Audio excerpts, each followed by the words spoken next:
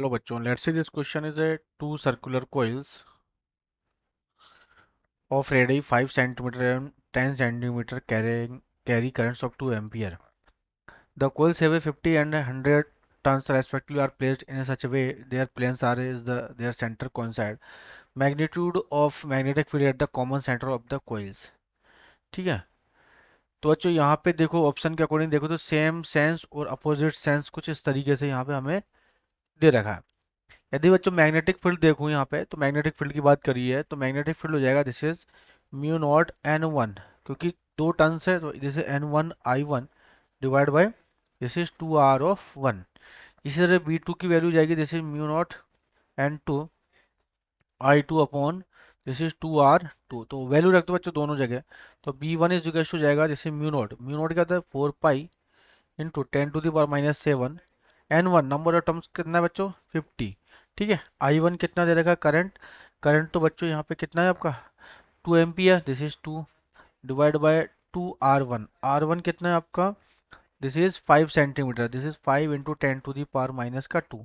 पहले R1 ये है यहाँ पे और R2 इसके लिए हो जाएगी। इधर यहाँ पे वैल्यू रखो तो B2 इक्वल हो जाएगा 4 पाई × 10 to the power -7 इंटू और ये हो जाएगा 100 इंटू करंट 2 एम्पियर जा रही है upon 2 into this is 10 × 10 to the power -2। ठीक है। तो बच्चों B1 की वैल्यू कितनी जाएगी यहाँ पे देखो 10 to the power -2 यहाँ से 2 ये 10 है ना, ये 5 से 5 यहाँ से 10 कैंसिल आउट हो गया। ठीक है। और 10 to the power तो यह आ जाएगा हमारे पास 4 पाई और कुछ कैंसिल हो रहा है क्या ये हो जाएगा दिस इज 5 × 10 फिर से 10 तो ये हो जाएगा 4 पाई बचेगा 10 to the power -6 वो तो 10 to the power- 4। B2 की वैल्यू यहाँ कैलकुलेट करो ये भी बच्चों टेस्ला में। B2 जाएगा 4 पाई और ये जाएगा कितना 10 से यहाँ कैंसिल आउट हुआ 2 से ये 2 कैंसिल आउट हुआ ऊपर जा करके ये वैल्यू आई। तो ऊपर जा करके ये वैल्यू कितनी जाएगी 4 पाई है ना। और यहाँ 10 to the power -6 तो 10 to the power -4 बच्चों यहाँ भी आएगा हमारे पास है ना।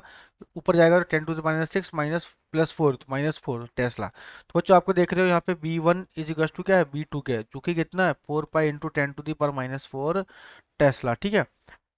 तो आपसे पूछा है यहाँ पे कि magnitude of the field at the common centre. तो बच्चों यदि मैं बात करूँ एक क्लॉकवाइज एक एंटी क्लॉकवाइज यदि सेम डायरेक्शन में जा रहा है ना, एक अपोजिट डायरेक्शन में जा रहा है यहाँ पे इस तरीके से है ना। यदि अपोजिट डायरेक्शन में सेम डायरेक्शन में एक अपोजिट डायरेक्शन में है तो यहाँ पे बच्चों सेम डायरेक्शन में हो जाएगा B net is equal to जाएगा B1 प्लस B2 है ना।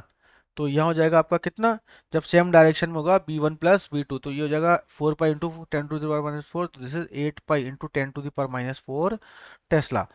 ये है सेम डायरेक्शन में बच्चों सेम डायरेक्शन।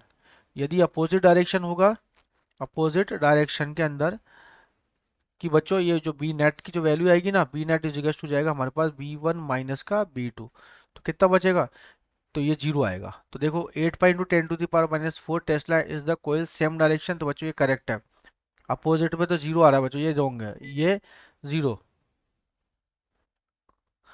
तो ये भी क्या है हमारे पास ये भी सेम डायरेक्शन में मतलब ये। तो ए और सी दोनों हमारे पास क्या है करेक्ट है ए एंड सी करेक्ट। तो this is over answer best of luck.